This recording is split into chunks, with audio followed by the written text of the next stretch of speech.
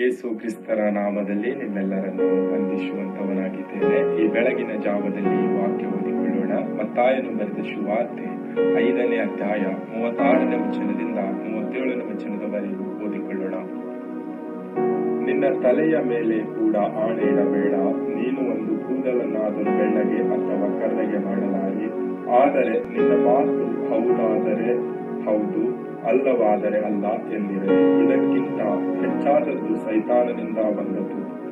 ಕರ್ತನಲ್ಲಿ ಪ್ರೀತಿಯುಳ್ಳ ದೇವಜನರೇ, ನಾವು ಈ ಒಂದು ದಿನದಲ್ಲಿ ಈ ಲೋಕದಲ್ಲಿ ಜೀವಿಸುವಾಗ ಪ್ರತಿಯೊಂದು ಮಾತುಗಳಿಗೂ ವಾದ ಮಾಡುವಂತವರಾಗಿದ್ದೇವೆ. ನಾನು ಹೇಳುವುದೇ ಸರಿಯಾಗಿದೆ, ನೀನು ಹೇಳುವುದು ತಪ್ಪಾಗಿದೆ ಎಂಬುದಾಗಿ ಪ್ರತಿಯೊಂದು ಮಾತುಗಳಿಗೂ ನಾವು ವಾದ ಮಾಡುವಂತವರಾಗಿದ್ದೇವೆ. ಈ ಒಂದು ದಿನದಲ್ಲಿ ನಾವು ವಾದ ಮಾಡುವಾಗ ಏನಾಗುತ್ತದೆ ಎಂಬುದಾಗಿ ನೋಡುವಾಗ ಅನೇಕ ಜಗಳಗಳಾಗುತ್ತದೆ, ಮನಸ್ತಾಪಗಳಾಗುತ್ತದೆ, ಮತ್ತೆ ನಮ್ಮಿಬ್ಬರ ಮಧ್ಯದಲ್ಲಿ ವೈರತ್ವಗಳನ್ನು ಬರುವಂತದ್ದಾಗಿದೆ.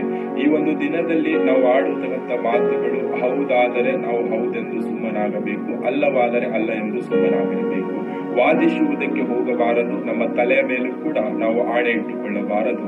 ಬೇರೊಬ್ಬರ ತಲೆಯ ಮೇಲೂ ಕೂಡ ನಾವು ಆಣೆ ಇಡಬಾರದು. ಯಾಕೆ ಎಂಬುದಾಗಿ ನೋಡುವಾಗ ನಮ್ಮ ತಲೆಯಲ್ಲಿರ್ತಕ್ಕಂಥ ಕೂದಲನ್ನು ನಾವು ಕರ್ರಗು ಮಾಡುವುದಕ್ಕಾಗುವುದಿಲ್ಲ, ಬೆಳ್ಳಗು ಮಾಡುವುದಕ್ಕಾಗುವುದಿಲ್ಲ.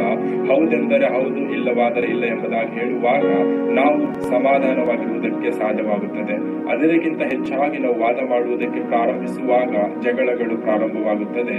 ನಾವು ನಮ್ಮನ್ನೇ ನಾವು ಜಗಳಕ್ಕೆ ಗುರಿ ಮಾಡಿಕೊಂಡು ಸೈತಾನನಿಗೆ ನಾವು ದಾರಿ ಮಾಡಿಕೊಟ್ಟ ಹಾಗೆ ಆಗುತ್ತದೆ. ಈ ಒಂದು ದಿನದಲ್ಲಿ ನಾವು ಯಾವ ರೀತಿಯಾಗಿ ಹೌದಾದ ಮಾತಿಗೆ ಹೌದು, ಇಲ್ಲವಾದ ಮಾತಿಗೆ ಇಲ್ಲ ಎಂದು ಹೇಳ್ತಾ ಇದ್ದೇವಾ? ನಮ್ಮನ್ನೇ ನಾವು ಪರೀಕ್ಷೆ ಮಾಡಿ ನೋಡಿಕೊಳ್ಳೋಣ. ಕರ್ತನು ಈ ವಾಕ್ಯ ನಮ್ಮೆಲ್ಲರ ಆತ್ಮೀಯವಾಗಿ ಆಶೀರ್ವದಿಸಲಿ. ಆಮೇನ್.